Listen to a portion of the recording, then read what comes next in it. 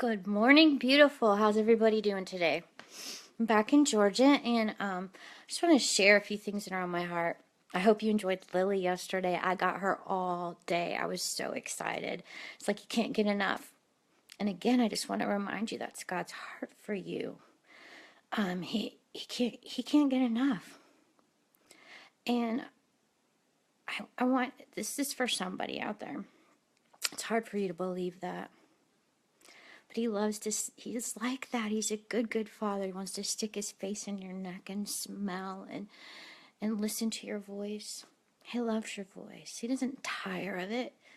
I used to think he was too busy, solving the problems of the universe to hear my heart's cry, but it's not true. He leans in. He leans in to hear your whisper, your cries, the silent ones.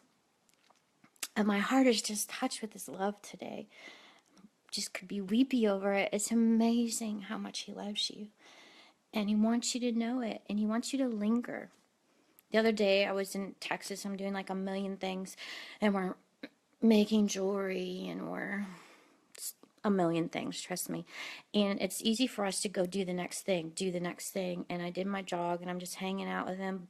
And super distracted, of course, and I see these two hawks flying low to the ground, and I'm like following them and stepping in mud and just enjoying being. But I was going to rush right back, and I felt like he said, linger, stay, listen to my heart, hear what I have to say. And so I leaned up against this big oak tree down there, and I surveyed the beauty around me.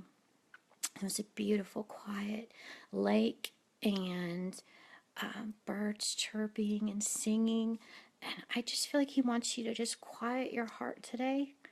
Lean in, put your head on his chest, listen to his love, linger with him. So amazing how much he loves you. So I'm going to say the I love you writing. It's the crown of thorns. Powerful, powerful symbol of his love. There was purpose behind every drop of blood. Every drop.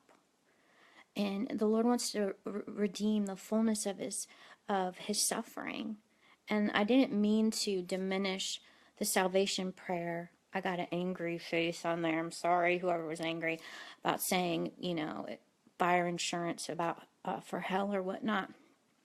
But I feel like we reduce the gospel when we make it about quoting repeat after me, and then living your best life now, when it's so much more. It's about knowing his heart. God's heart is face to face, eye to eye, heart to heart, communion, intimacy.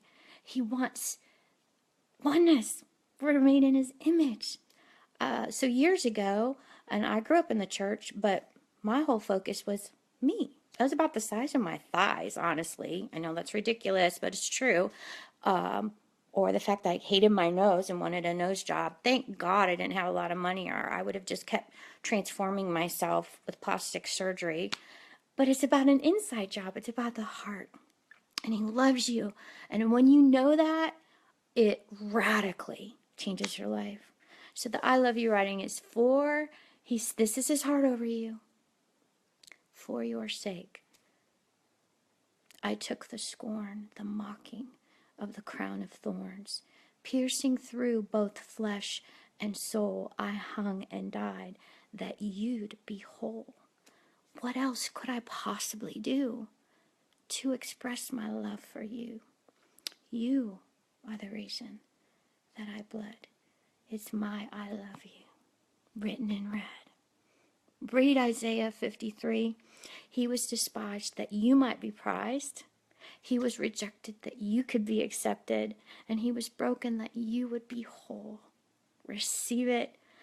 Grace, the best gift ever. He loves you. I love you.